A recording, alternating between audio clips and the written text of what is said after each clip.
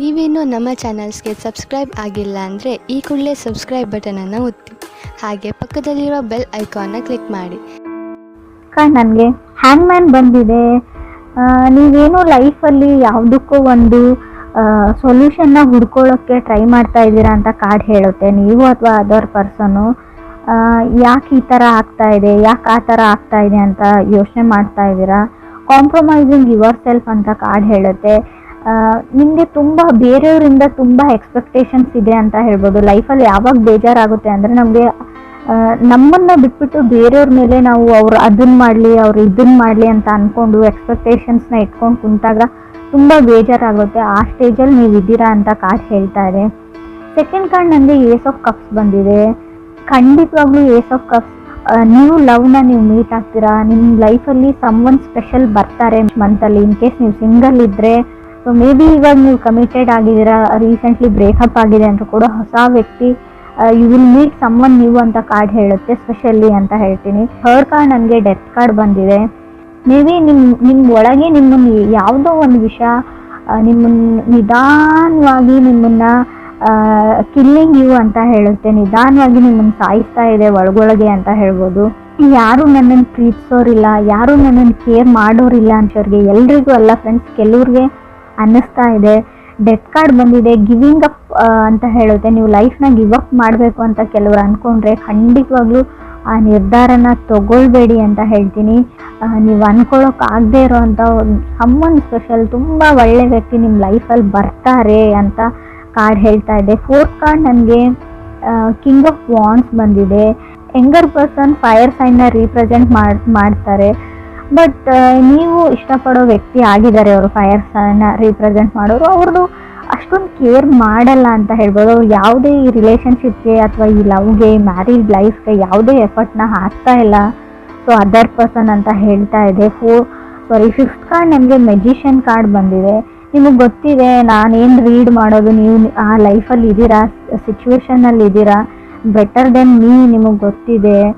ಯಾವಾಗಲೂ ಅನಿಸುತ್ತೆ ನಿಮಗೆ ಯಾವತ್ತೂ ಅವ್ರ ಜೊತೆ ನಾನು ಮಾತಾಡ್ಬೋದು ಅಂತ. ಸೊ ಬಟ್ ನಿಮ್ಗೆ ಆಗ್ತಾ ಇಲ್ಲ ಅದು, ಯಾಕಂದರೆ ನೀವು ಅವ್ರನ್ನ ಅಷ್ಟೊಂದು ಲವ್ ಮಾಡ್ತೀರಾ, ಕೇರ್ ಮಾಡ್ತೀರಾ ಅಂತ ಮೆಜಿಷಿಯನ್ ಕಾರ್ಡ್ ಹೇಳುತ್ತೆ. ಮೆಜಿಷಿಯನ್ ಕಾರ್ಡ್ ಇರೋದ್ರಿಂದ ಸಿಂಗಲ್ ವ್ಯಕ್ತಿನ ಕೂಡ ಮೆಜಿಷಿಯನ್ ರೀಪ್ರೆಸೆಂಟ್ ಮಾಡುತ್ತೆ. ಸೊ ಫಿಫ್ತ್ ಕಾರ್ಡ್ ನನಗೆ ನೈಟ್ ಆಫ್ ವಾಂಡ್ಸ್ ಬಂದಿದೆ. ಸೆವೆಂತ್ ಕಾರ್ಡ್ ನನಗೆ ಟೆಂಪ್ರೆನ್ಸ್ ಬಂದಿದೆ. ಮೇ ಬಿ ಅವ್ರು ಹೊರಗಡೆ ಹೋಗ್ತಾರೆ, ತುಂಬ ವ್ಯಕ್ತಿನ ಮೀಟ್ ಆಗ್ತಾರೆ, ಯಾವುದೇ ಇಂಟೆನ್ಷನ್ ಇಲ್ಲ. ಸೊ ಇನ್ ಕೇಸ್ ನೀವು ಯಾರ ಜೊತೆನಾದರೂ ಮೆಸೇಜು ಟೆಕ್ಸ್ಟ್ ಮಾಡ್ತಾ ಇದ್ದೀರಾ, ಡೇಟ್ಗೆ ಹೋಗ್ತಾ ಇದ್ದೀರಾ ಅಂತ ಅಂದ್ಕೊಂಡ್ರೆ ಅವರಿಗೆ ನಿಮ್ಮ ಜೊತೆ ಕಮಿಟ್ ಆಗುವಂಥ ಯಾವುದೇ ಇಂಟೆನ್ಷನ್ ಇಲ್ಲ. ಅಥವಾ ನೀವು ರಿಲೇಷನ್ಶಿಪ್ಪಲ್ಲಿ ಇದ್ದರೆ ಕೆಲವ್ರಿಗೆ, ಎಲ್ರಿಗೂ ಅಲ್ಲ ಫ್ರೆಂಡ್ಸ್, ನಿಮ್ಮ ಜೊತೆ ಒಂದು ಸ್ಟೆಪ್ ಮುಂದಕ್ಕೆ ಹೋಗಿ ಸೊ ಲೈಫ್ ಪಾರ್ಟ್ನರ್ ಆಗಿ ನಿಮ್ಮನ್ನು ಚೂಸ್ ಮಾಡ್ಕೊಳ್ಬೇಕು ಅನ್ನೋ ಯಾವುದೇ ಇಂಟೆನ್ಷನ್ ಕೂಡ ನನಗೆ ಕಾಣಿಸ್ತಾ ಇಲ್ಲ. ಸೊ ರೀಡಿಂಗಲ್ಲಿ ಎಲ್ರಿಗೂ ಅಲ್ಲ ಫ್ರೆಂಡ್ಸ್, ಕೆಲವ್ರಿಗೆ ಗೊತ್ತಾಗುತ್ತೆ ನಾನು ಯಾರ ಬಗ್ಗೆ ಹೇಳ್ತಾ ಇದ್ದೀನಿ ಅಂತ, ರೆಸೊನೇಟ್ ಆಗೋರಿಗೆ. ಸೊ ನೀವು ಯಾರೋ ಒಬ್ಬ ಸೀರಿಯಸ್ನೆಸ್ ಇಲ್ಲದೆ ಇರೋವಂಥ ವ್ಯಕ್ತಿ, ಲೈಫ್ ಬಗ್ಗೆ ಯಾವುದೇ ಇಂಟೆನ್ಷನ್ ಗೋಲ್ ಇಲ್ಲದೆ ಇರೋವಂಥ ವ್ಯಕ್ತಿ ಜೊತೆ ನೀವು ಕಮಿಟ್ಮೆಂಟ್ಗೆ ವೇಟ್ ಮಾಡ್ತಾ ಇದ್ದೀರಾ ಅಂತ ಕಾರ್ಡ್ ಹೇಳ್ತಾ ಇದೆ. 8th ಕಾರ್ಡ್ ನನಗೆ ಕ್ವೀನ್ ಆಫ್ ಕಪ್ಸ್ ಬಂದಿದೆ. ಸೊ ಏನು ಮಾಡೋದು, ನಿಮ್ಗೆ ಅವ್ರ ಮೇಲೆ ತುಂಬ ಫೀಲಿಂಗ್ಸ್ ಇದೆ ಅಂತ ನೀವು ಹೇಳ್ಬೋದು ಕೆಲವರು. 9th ಕಾರ್ಡ್ ನನಗೆ 10 ಆಫ್ ವಾಂಡ್ಸ್ ಬಂದಿದೆ. ಹವೆವರ್ ಏನಂದರೆ ನೀವೊಬ್ಬರೇ ಈ ರಿಲೇಷನ್ಶಿಪ್ಗೆ ವರ್ಕ್ ಮಾಡಬೇಕು, ಎಫರ್ಟ್ ಹಾಕಬೇಕು, ನೀವೊಬ್ಬರೇ ಕೇರ್ ಮಾಡಬೇಕು.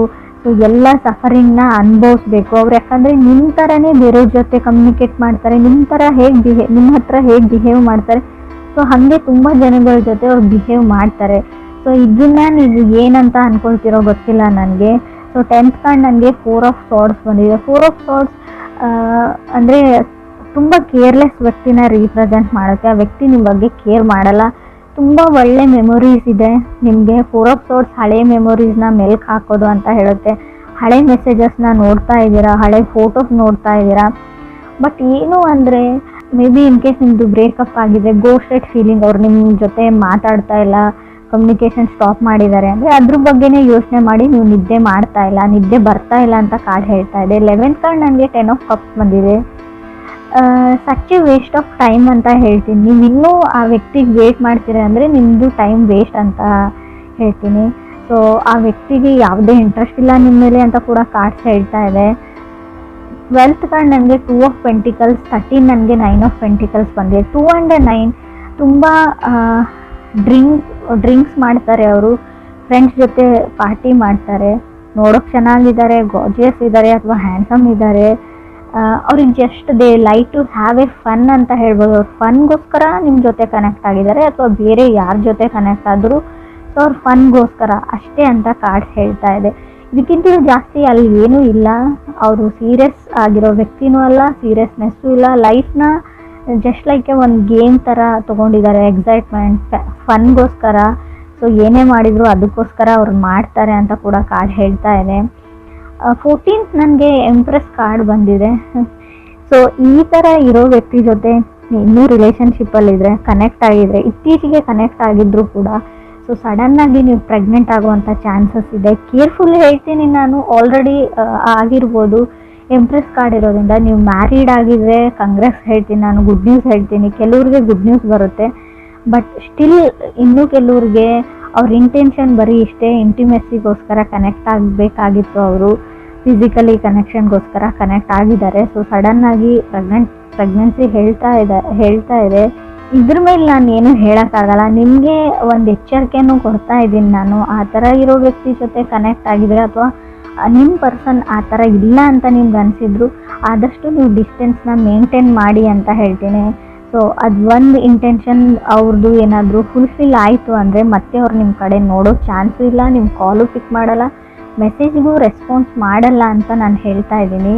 ಕ್ರಾಸ್ ವಾಚರ್ಸ್ ನೋಡ್ತಾ ಇದ್ರು ಕೂಡ ಇದು ವೈಸ್ ವರ್ಷ ರೀಡಿಂಗ್ ಇರುತ್ತೆ. ಅವ್ರ ಜೊತೆ ಕನೆಕ್ಟ್ ಆಗಿದ್ರು ಕೂಡ ನಿಮಗೆ ರೀಡಿಂಗ್ ಅನ್ವಯಿಸಿದ್ರೆ, ರೆಸೊನೇಟ್ ಆದರೆ ನಾನು ಹೇಳ್ತಾ ಇರೋದನ್ನು ಸ್ವಲ್ಪ ಸೀರಿಯಸ್ ಆಗಿ ತೊಗೊಳ್ಳಿ. ಇದು ತುಂಬ ಇಂಟೆನ್ಸ್ ರೀಡಿಂಗು, ನಿಮ್ಗೆ ಅಷ್ಟೇ ಎಚ್ಚರಿಕೆ ಇದೆ. ಮುಂದೆ ಕೆಲವ್ರಿಗೆ ಆಗೋಗಿರೋದನ್ನು ನಾನು ತಡೆಯೋಕ್ಕಾಗಲ್ಲ. ಮುಂದೆ ಆಗ್ತಾ ಇರೋ ಅನಾಹುತದ ಬಗ್ಗೆ ಕೂಡ ನಾನು ನಿಮಗೆ ಒಂದು ಹಿಂಟ್ ಥರ ಕೊಟ್ಟಿದ್ದೀನಿ. ಹಿಂಟ್ ಅಂತಲೂ ಹೇಳೋಕ್ಕಾಗಲ್ಲ, ಸೊ ಗ್ಯಾರಂಟಿಯಾಗಿ ಹೇಳ್ತಾ ಇದ್ದೀನಿ ನಾನು. ಹ್ಯಾಂಗ್ಮ್ಯಾನ್ ಇರೋದ್ರಿಂದ ನೀವು ಆಲ್ರೆಡಿ ನಿಮ್ಮ ಲೈಫಲ್ಲಿ ಏನೋ ಆಗಿದೆ ಅಂತ ಅಂದ್ಕೊಳ್ಳಿ, ಅದಕ್ಕೆ ಸೊಲ್ಯೂಷನ್ ಹುಡುಕ್ತಾ ಇದ್ದೀರಾ, ಇದರಿಂದ ಹೆಂಗೆ ಹೊರಗೆ ಬರೋದು ಅಂತ ನೋಡ್ಕೊಳ್ತಾ ಇದ್ದೀರಾ ಅಂದರೆ ಸೊ ಪೇಷನ್ಸ್ ಇರಲಿ ಅಂತ ಹೇಳ್ತೀನಿ. ಸೊ ಯಾವುದೇ ಥರ್ಡ್ ಕಾರ್ಡ್ ನಿಮಗೆ ಡೆತ್ ಕಾರ್ಡ್ ಬಂದಿದೆ. ಸೊ ಇನ್ ಕೇಸ್ ನಾನು ಹೇಳ್ತಾ ಇರೋದೇನಾದರೂ ನಿಮ್ಮ ಲೈಫಲ್ಲಿ ಆಗಿದ್ದರೆ ಯಾವುದೇ ದುಡುಕಿನ ನಿರ್ಧಾರನ ತೊಗೊಳ್ಬೇಡಿ. ಸೊ ಅದಾಗದ್ವರೆಗೂ ಎಲ್ಲನೂ ಸರಿ ಹೋಗುತ್ತೆ. ಇವಾಗ ಎಷ್ಟೇ ಕಷ್ಟ ಇರಲಿ, ಎಷ್ಟೇ ಸಫರ್ ಆಗ್ತಾಯಿದ್ರು ಕೂಡ ಅದೇ ಸರಿ ಹೋಗುತ್ತೆ ಒಂದು ಹಂತದವರೆಗೂ ಅಂತ ಕೂಡ ಕಾರ್ಡ್ಸೇ ಹೇಳ್ತಾ ಇದೆ. ಸೊ ನಾನು ಒಂಟಿ ಆಗಿದ್ದೀನಿ ಅಥವಾ ನನಗೆ ಯಾರೂ ಇಲ್ಲ ಅಂತ ಯಾವತ್ತೂ ನಿಮ್ಮ ಮೈಂಡಲ್ಲಿ ಬರಬಾರ್ದು. 4 ಆಫ್ ಸೋರ್ಸ್ ಇರೋದ್ರಿಂದ ಖಂಡಿತವಾಗ್ಲೂ ಆ ಥರ ಥಾಟ್ಸ್ ನಿಮಗೆ ಬರುತ್ತೆ. ಆದಷ್ಟು ಮೆಡಿಟೇಷನ್ನ ಮಾಡಿ ಅಥವಾ ನೀವಿರೋ ಪ್ಲೇಸಿಂದ ಎಲ್ಲಾದರೂ ವೆಕೇಷನ್ಸ್ಗೆ ಫ್ರೆಂಡ್ ಹತ್ರ ಹೋಗಿ ಅಥವಾ ಅಟ್ಲೀಸ್ಟ್ ಫ್ರೆಂಡ್ಸ್ಗೆ ಕಾಲಲ್ಲಿ ಮಾತಾಡಿ, ಫ್ರೆಂಡ್ಸ್ ಜೊತೆ ಬೇರೆ ವಿಷಯಗಳ ಬಗ್ಗೆ ಡಿಸ್ಕಸ್ ಮಾಡಿ, ಕಾಮಿಡಿ ಸೀರಿಯಲ್ಸ್, ಕಾಮಿಡಿ ಫಿಲ್ಮ್ಸ್ನ ನೋಡಿ ಅಂತ ನಾನು ಹೇಳ್ತೀನಿ. So it's can give you a relaxation to your mind ಅಂತ ಹೇಳುತ್ತೆ.